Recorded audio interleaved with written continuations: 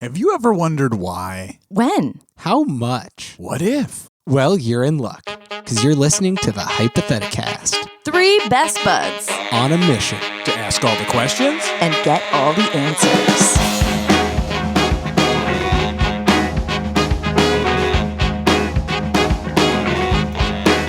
I was born with both guns blazing, and I do think I'm amazing.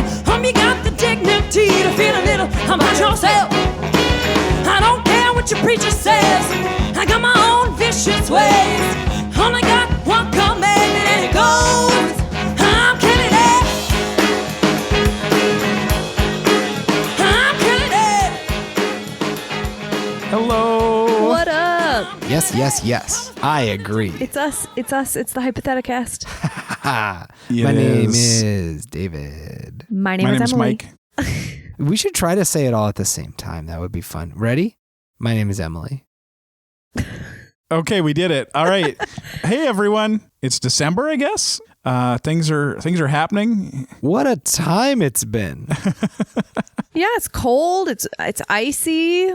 It's 2020 still. Yeah. Probably. It really feels like it is 2020 still. It sure does. In a deep, deep way. Yikes. What a good year, right? It's a year. I don't know if it's the worst year, but it's a year fair. that's It's probably not the worst year, but What do you think is the worst year? 1998? no, it was probably. I think probably like the year the asteroid hit the dinosaurs, whatever year that was. Yeah. What year was that, do you think? You know, When negative. they looked at their calendars negative- and they were like, we got to write this down. negative like 65 million, I think. I think it was, I mean, as far as I know, the Earth is only about 6,000 years old. So it's probably something like negative 2,000. Oh boy. And when you say the asteroid hit the Earth, you mean God's hand reached down to create the Earth is what you Okay. mean, I think. Well, David, What? you've got some reading to do. I think that This what week's it sounds episode like is about David did his what own really research. happened and at creation. I think that the most important thing about facts is how they make you feel. Oh, same, Emily, same. I don't think I want to be on this podcast anymore. Yeah. What's going on? I feel like I'm on Invasion of the Potty Snatchers. Yeah, that's where people come in and they swipe your poop. I have a question. Does the word potty mean poop to you guys? Well, No, it means you're potty. It means yeah, the it potty means is a a toilet. toilet. Yeah, Toilet. totally. the toilet or pee. Yeah. No. I listened to something recently where it made me think that sometimes people think that potty means poop, but to me, potty only means the toilet or your pee. Emily, that seems like a really weird line to draw. Like, it can No. be the object or this one thing that comes out of your body, but definitely But don't people say, do you have to go potty? Yeah, Yeah, but- and I absolutely would think that could allow for poop. Like 100%. No. Poop's in the mix. I I hope it's not a mix, Go but potty. poop's in the mix. Go potty is a shortened version of go to the potty. Oh, Like, no. I'm going to go to the potty.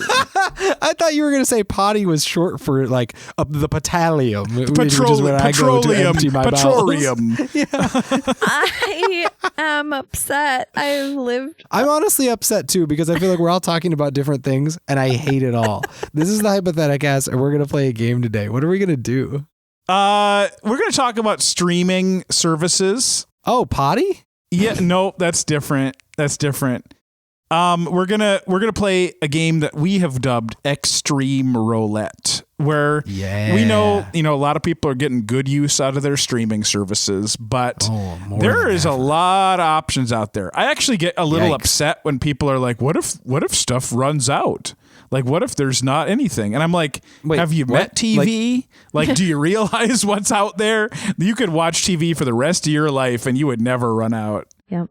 It's not even that you could utter the words, what if stuff runs out? Even having the feeling, oh no, what if stuff runs out? In that split second, 3 movies were made and uploaded to Amazon Prime. For real. Like, you're good. You're fine. It's going to be fine. Yeah. It's going to be fine. So we're going to delve deep into the archives of streaming services and pick out a randomly selected title. Each of us will pick different ones, and then we're going to say what we think the plot synopsis is of that particular film. And then we find out how close we were to actually describing it. Awesome. Yep. Yeah, we'll give the title and the year. That's the only other clue that we get. David, you were really excited about something you found earlier. Do you wanna share with us the title that you found? I'm always really excited about what I find on the internet, Mike. It's a beautiful treasure trove of beautiful things. This movie is called Diddy and Booty.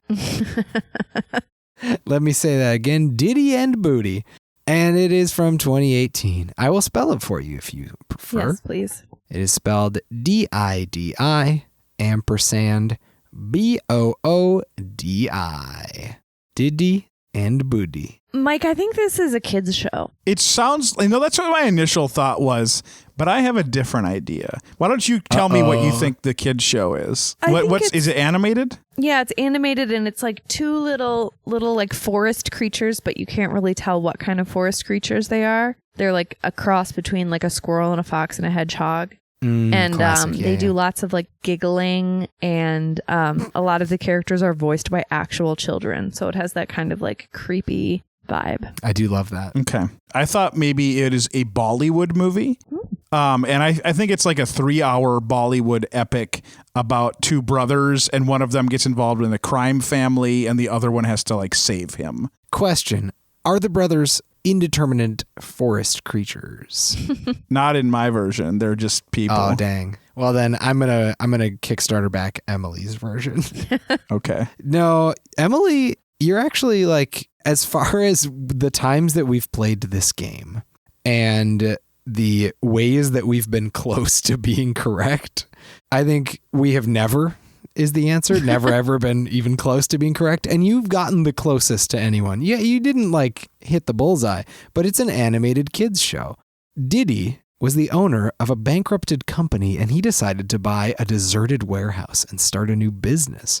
But suddenly he faces the robot named Booty that lives back there. And then they try to work it out to live together. Try to work back it out. there. It lives back there. That was back there. He just lives back there. It looks what so is it good. From another country? I think the answer is yes, but it doesn't say where, and I could look into it. The important thing is this website, instantwatcher.com, tries to find a YouTube trailer for the movie, and it found a movie called Booty Super Hit, which is a very Bollywood thing. So I think Mike wins a little bit as well. It could not find a trailer for Diddy and Booty, so I don't think it did very well. Okay. But anyway, Diddy and Booty found a robot in an abandoned warehouse. I've got one. It is called Artificially Speaking, and it is from the year 2000. What could that be about? 2000, shit. Artificially. This is a documentary about the movie Artificial Intelligence, made by the cast of Artificial Intelligence. It is even longer than the movie Artificial Intelligence, and I think was made before the movie Artificial Intelligence came out, because I think that movie came out after the year 2000, if I am not mistaken. It was a hype movie. It's like a red carpet event, but a movie style, where everybody was just like hyping up this movie, and they put it in theaters and everything. Like that. I think that's. Do you remember when there was? I think it was when I forget which M. Night movie came out, but M. Night Shyamalan like had a movie that came out. It was supposed to be a documentary about his secret life. And it was like The Secret of M. Night Shyamalan. And then it was really just a promotional thing for Signs or Unbreakable. Nice. Oh, yeah. No, I think it was Signs. Yeah. And it actually, it was like, The Village, and he went and lived in the woods for a long time and dressed up like a weird wolf guy. But yeah, they hyped it up as a secret, and really it was just like, hey, go watch my movie was the secret. And I think that's what this was, is the trailer was super sparse, and it just showed like some little robots and the little teddy bear, and Jude Law was there as a hot one.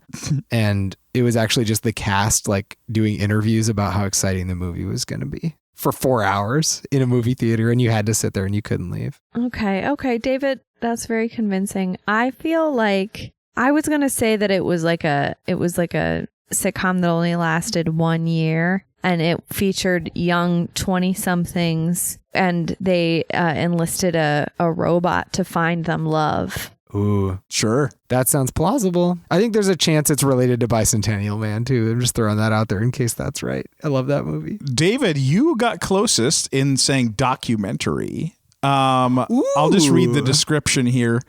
Artificially speaking, the truth about artificial fruit. Holly Hockenberry owns an artificial fruit farm maintained by gardener Sparky Schlosser. Oh my God. The artificial flavoring from their fruit was manufactured by a local candy company, Do Us a Flavor, and it seems to have been contaminated and caused an illness, creating a scandal. Documentarian Terry Thistlethwaite sets out to discover the truth in this hilarious faux-umentary. So it's fake.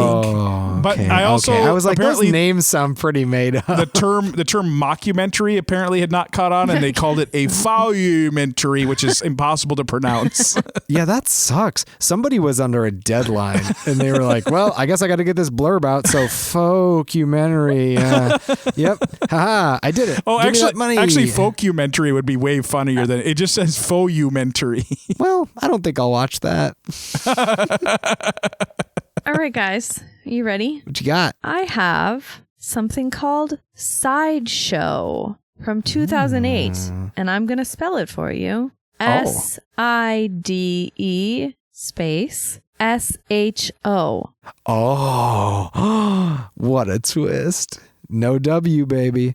All right, this is about a circus that enters a circus competition to be the best circus. And the really, really specific joke that this movie is trying to make is that they took the W out because they don't win. They don't get the W. I'm done. What do you think it is, Mike? I think it's a hip hop musical interpretation of Much Ado About Nothing set on a carnival sideshow. That's what I think. That could be fun. Who do you think would be in that? Like Alicia Silverstone. Yeah, okay, of course. Ian McKellen for sure, right? Ian McKellen for sure. Yeah. These people are all who I think of when I hear hip hop. Yeah, and musical. Because what was the year? 2008. 2008. Oh, Spencer Breslin. Spencer Breslin's definitely there. Spencer Breslin. That little guy's rapping his heart out. Who was the guy who played Rufio in Hook? Oh, yeah, his name's Rufio from Hook. I think he's in it. Yeah, he's definitely there. Yes. And Robin Williams from Hook too. Just there's that movie though. They have I think he has a cameo in that, like Tippi Hedren is in Birdemic. Like I think it's just they got Robin Williams on film and then edited into the movie to make it seem like he was in it. It's like a shot of him over the shoulder at a restaurant from really far away, zoomed in. And they're like, "Look, it's Robin Williams. He's technically in our movie." Yep. Okay, both really good guesses. Thank you. Sideshow is actually a horror movie. As a family makes their way to their daughter's softball camp, they stop to visit a long-forgotten roadside attraction of oddities. Among the old rustic Sideshow museum, they find an inbred family of murderous mutants who have terrifying plans for their daughters. It's up to the father and son team to capture and kill the mutants in order to save the Goodall family. How do they get out of that jam? I don't know. I also don't know why there's no W at the end of show. That's interesting. I wonder if it was literally just like somebody already made a movie that's close enough to this named Sideshow, so let's just technically name it something legally distinct so nobody comes after us. That's a very good guess. Or maybe it was made for Showtime or something. Maybe. Although I guess Showtime does have a W in the name, so... Hey, you want one? Yeah. I want one. I got one. All right, so InstantWatcher.com has given me pure gold here, folks. My movie is called Basic Math Word Problem Tutor, Applying Percentages to Word Problems. Okay, I think this is a Charlie Kaufman movie.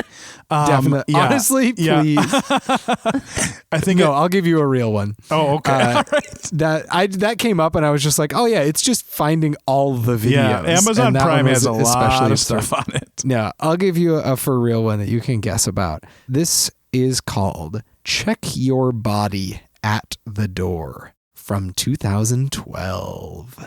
What's this movie about? What kind of movie is it? Who's in it? This is it's a part documentary, part lesson, like a class about how to lucid dream. Oh, you astral project. Yeah. Well, I guess that's distinct, but Yeah, but it connected. Yes, lucid Love that. dreaming. It's about how to Wow. do it, and all the experts in the field are interviewed, and there's like kind of cheesy but also kind of cool animations to go along with when people are describing their lucid dreams. I like that. I'd watch it, to be completely honest. Lucid dreaming is fascinating. I'm right there with you, Emily. I feel like that's a really good description of what it is. But I think it's like, in addition to that, it's a stealth sequel to What the Bleep Do We Know? Do you remember that movie? Yes. Yeah. Have Yeah. you watched The Vow? No, I haven't. Is that about that? The man who made the movie What the Bleep Do We Know is one of the main guys in it. One of the main Oh my guys gosh. who, after he made that movie, he got wrapped up in the Nexium cult Oh, and then no. like got his wife involved in it and stuff, and now feels really bad. And so Well, I'm glad he feels bad. yeah, right. Yeah. I had no idea, but Yeah. yeah, that's the vibe I'm getting from this title. Is it Yeah. some sort of like quasi documentary that is maybe recruiting you to be in a cult, or at least Yes. give money to someone It's like for very their, cult their adjacent. Yeah. yeah. All right. There's for sure a flyer in it that you can mail somewhere to get materials, and a number you can like, call if you have existential questions. Experts on lucid dreaming, like 3 out of 5 of them are cult leaders. So Yeah. And the tagline is "Wake up, sheeple." You know, you're both right about the fact that it is nonfiction. Okay. Check Your Body at the Door is a film about remarkable underground house dancers and dancing in New York City's golden decade, the 1990s. And the description is pretty long, but essentially it's about dance culture in the 90s in New York, which like actually sounds kind of cool. yeah. The title just sounds incredibly ominous and or metaphysical. Yeah. Less exciting, but also maybe less predatory. Sure. So that's nice. Yeah. I've got one. This is just called Monkeys and Robots from 2006. What's going on? Sequel to Robots, again starring Robin Williams, except this time the robots have monkeys as pets. And this one is about a robot family that really wants to adopt a monkey as a pet, but it's too expensive. And it's a story about class and how if everybody in the community comes together, we can all help each other. And the community gets a bunch of monkeys that everybody can share. I spoiled the ending. Sorry. Oh, no. But robots and monkeys, they don't really learn to live together. The robots just learn to buy the monkeys. So like in that sense, it's also about class. Great. Emily, do you agree? I think that Robots and Monkeys is actually a series of music videos made by underground ska bands of the early 90s. Wow. That sounds so dead on. It might be true. Yeah, that's it. It's Like, what it's like if? you could call it a documentary, except there's like no information. It's literally just a bunch of those music videos cut together. Okay. Unfortunately, neither of you are close with this one. This title is probably the most misleading title since The Naked Lunch. It's Dang. the synopsis is very different from what you would expect. I'll just read it, I guess. Robert and Maria's marriage has derailed. He's having an affair with Tara, a mysterious exotic dancer, while Maria has become fascinated by internet sex. Meanwhile, Robert's we all? anarchist brother is on a mission to destroy every ATM in New York. Can traditional morals apply in modern life, or are we just robots and monkeys? Wow. Okay. I was like, when does it tie in? And this is like a movie right now being named like Human or Dancer. Yeah. Like, yeah. what are we doing? Who named this Robots and Monkeys? Again, they're fired. Yeah, like if I heard that title, I'd be like, "Oh, sounds good," and then I like read it, and Yeah. I'm like, "What?" It's like Crash or something.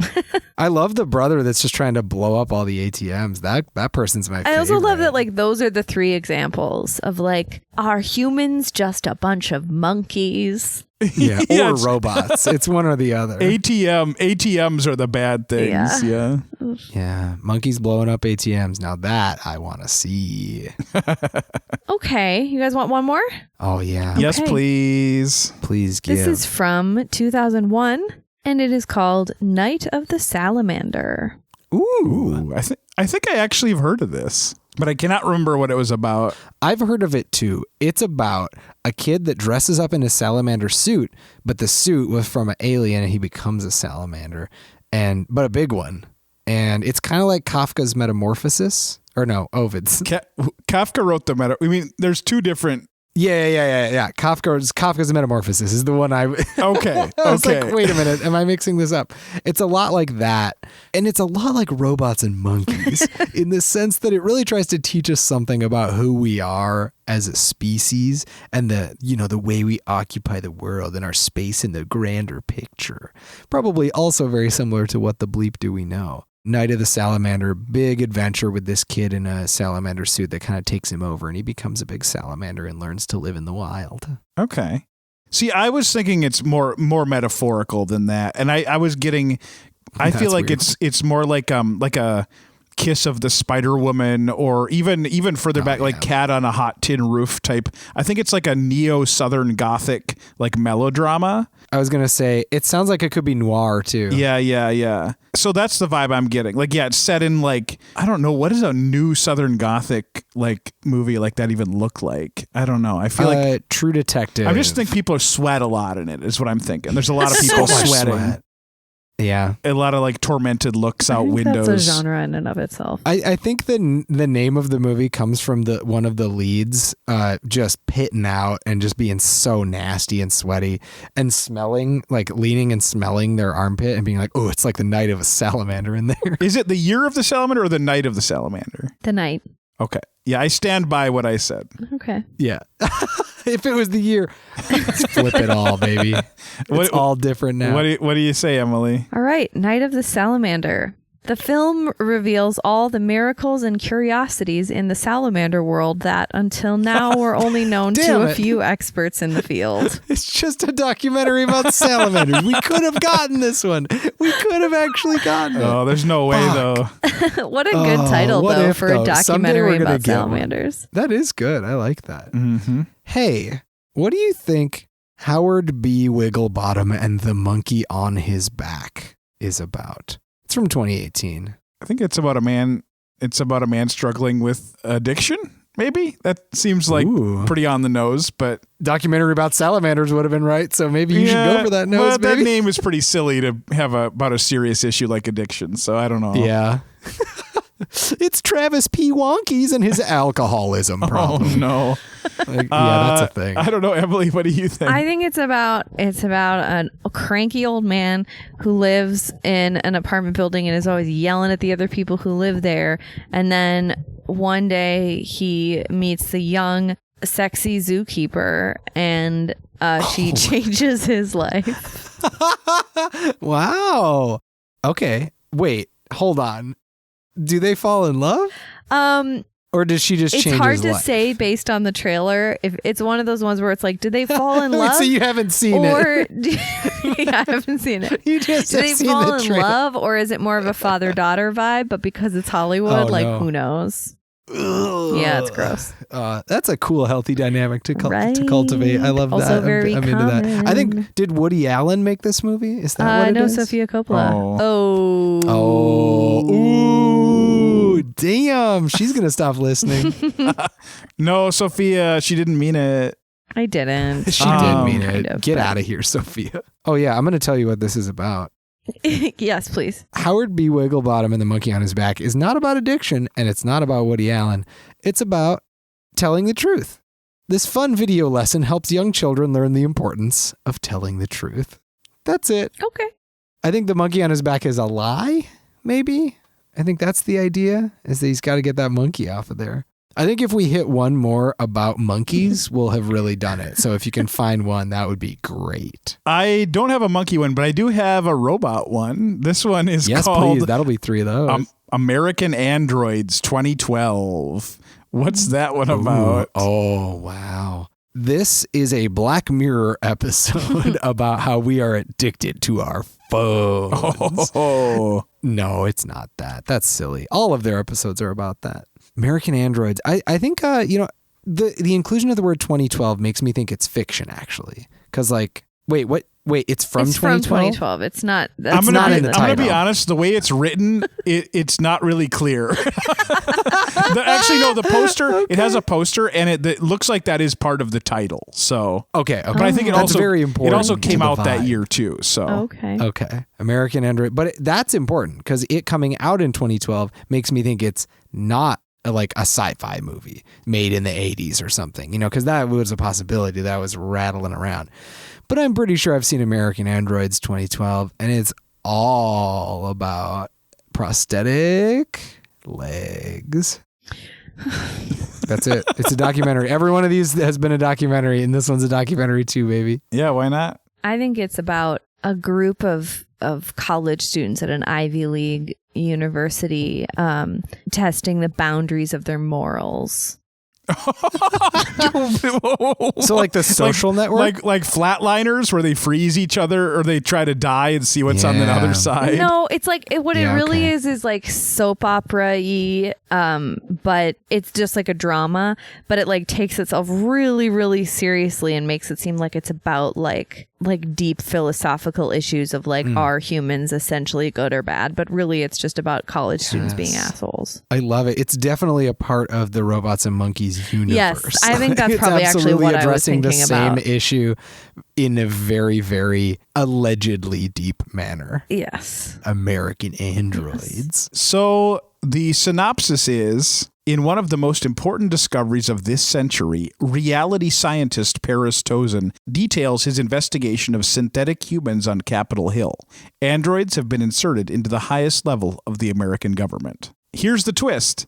This is a nonfiction documentary, and I had to look up. I looked this guy up, this reality scientist, and this was not a fictional film about androids. Here's a couple of his recent tweets. Want to know how Hollywood uses evil alien propaganda to brainwash audiences? Watch my press kit. No. Oh no. He also here. This is a positive quote. He said, "Sorry, if you turn down the volume real quick, you can hear me aggressively following this person on social media." He also did say, if everybody did what they're supposed to do, everything would be the way it's supposed to be. So sure, okay, pretty good. Damn, good advice. Okay, wow, Jesus Part 2, baby, let's go. It's honestly, his Twitter is a real, like there's the box office for Avengers: Age of Ultron, and then there's like quotes about his book exposing alien presence in Hollywood. So I don't know, this guy's all over the place. I kind of want to watch this now. Hey, I have one, and it is called The Ghost Maker. Oh. And this is from 2012, just like American Android. Well, I don't think it's part of that the American Android universe. You don't think so? A lot of things are. Yeah. The Ghost Maker. I think it's like No, here's what I want it to be. I want it to be like the Asylum. You know, the Asylum makes all the ripoffs like Transmorphers and all that. I feel like they made their own. They ran out of current blockbusters and they just did a Ghostbusters ripoff, and it's called The Ghost Maker. And so like they run out of business, so they have to go murder people to make ghosts to bust. And so that's what I think it is. Oh yeah, it's a conspiracy. Yeah, they're feeding big ghost industry. I love that. Yeah, Okay. So that's a good premise for like Ghostbusters. I'd watch that Ghostbusters.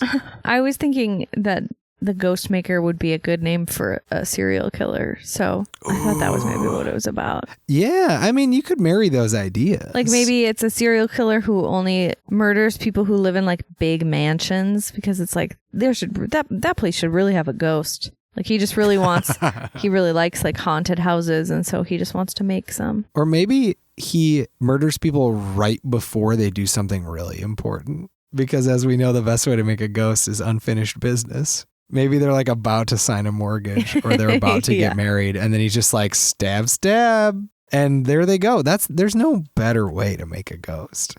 The Ghost Maker is not about a serial killer, and it's not about the Ghostbusters trying to make more ghosts. The tagline is actually there's two.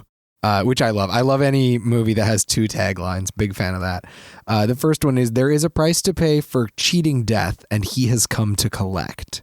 And then the second tagline is, his wrath is upon us, which is less catchy, and I'm not sure why it was included, or in bigger font, but there it is. It is inspired by true events. A group of friends discover an ancient coffin equipped with a strange mechanism that allows them to experience the world as a ghost. While their first attempt into the spirit world is innocent, the coffin soon brings out their most dangerous impulses and desires. As they are being pulled into a world of evil by the Reaper, they soon discover there's a thin line between good and evil, between robot and monkey, between human and android. It doesn't say all that. But it did say the rest of it. It's like Flatliners. Yeah, a little bit. It like kind of is a little bit like Flatliners, but they become ghosts. See, that's what actually. Oh, that sounds awesome. That makes me think about like with Casper or any kids entertainment that involves ghosts. It's always like that implies that like somebody died and like is just like running around. I kind of love that. I guess with most ghost theory anyway, it implies that. Although we could superimpose the ghost maker rules and say that Casper is actually just a kid that found this ghost coffin and was just experiencing the world as a ghost and then got to go back to being just a regular kid. I think that's a pretty pure and innocent interpretation of the Casper universe. Yeah. Thanks for listening to this episode, everybody. I hope you heard about a movie that you want to go check out because a lot of those sounded pretty spicy. And you know what's nice is that we did sort of spoil some parts of those movies, but because we described them in like 3 separate ways, you could go watch Robots and Monkeys and not remember which one of them was the actual one, and then you'll be surprised. Mm-hmm. I think this is probably the best way to learn about any movie. Okay, so for the last segment, this is going to be it's like no questions asked, but it's called 1-sentence synopsis. So you have to give me the synopsis in 1 sentence, okay? Okay. This movie is called Fixated from 2014. This is about an 8-year-old that fixes people's cars in his neighborhood. This is about a man who becomes obsessed with the squirrels in his backyard. This is actually a story on obsessed stamp collector. Find out how far he goes to get one rare stamp. Sure. Oh my God, how far does he go? We can't ask because there's no more questions. Ask goodbye. We have to go. Thanks for listening, everyone. I'm marching.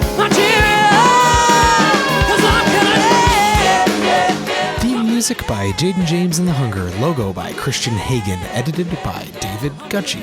If you want more of our hypothetical content, join our Facebook group or like our posts on Twitter or Instagram or give us some stars and review on iTunes or wherever the heck you get your podcasts. How far? It's only 13 minutes long, so I guess it doesn't take very long for him to get it. Honestly, that's kind of scary. It's like maybe he went too far. Like sometimes it's like find out how far you got. Like anytime that the answer isn't satisfying, they'll take longer to get to it. But like maybe he went really far and they were like, whoa, stop filming. He went way too far to get this stamp.